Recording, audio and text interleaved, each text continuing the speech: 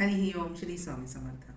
हरिभाऊ घरचे गर्भ श्रीमंत असल्यामुळे दागदागिने गाई म्हशी वगैरे गुरंही भरपूर होती त्यांच्याकडे. अहो, ब्राह्मणाला बोलवलं आणि संकल्प करून सर्व चीज वस्तू त्यांनी लुटवल्या.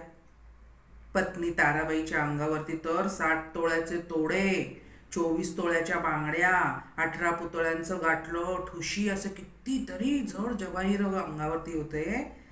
पण मित्रांना सांगून ते सर्व विकले. आलेले पैसे कोणा एकाला न देता सर्व ब्राह्मणांमध्ये आनंदानं वाटून दिले. थोडे तरी दागिने असू द्या हो माझ्याजवळ, स्त्रीधन म्हणून थोडं तरी असू द्या. कितीतरी विनवलं, रडून आकांत केला, डोळे सुजवून घेतले पत्नीनं, पण त्यांनी काही लक्ष दिलं नाही. ताराबाईंच्या अंगावर मणिमंगळसूत्र सुद्धा त्यांनी ठेवलं नाही. भगवी वस्त्र धारण केली स्वतः आणि ताराबाईंना म्हणजे आपल्या पत्नीला पांढरं पातळ नेसायला दिलं. बैरागी बनले. गळ्यामध्ये विणा अडकवला आणि सतत आता भजनानंदी रंगून जायला लागले.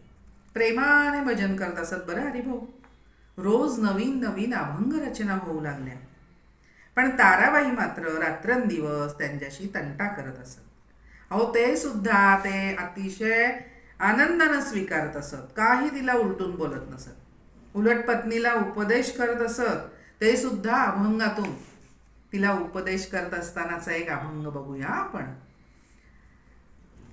तारके आता हेची करी, हाती घ्यावी ही तंबुरी, स्वामी रायाचे गायन करी, चरणी ठेवुनी मन, धन्य तुची होसी जगी, भज भज माझा योगी, स्वामी रायाच्या नौबती तुची पाहशील आधी, त्या सांगतील गावोगाव माझ्या बापाचे ते नाव, स्वामी सूत म्हणे तारके, स्वामी नाम घ्यावे सुखे.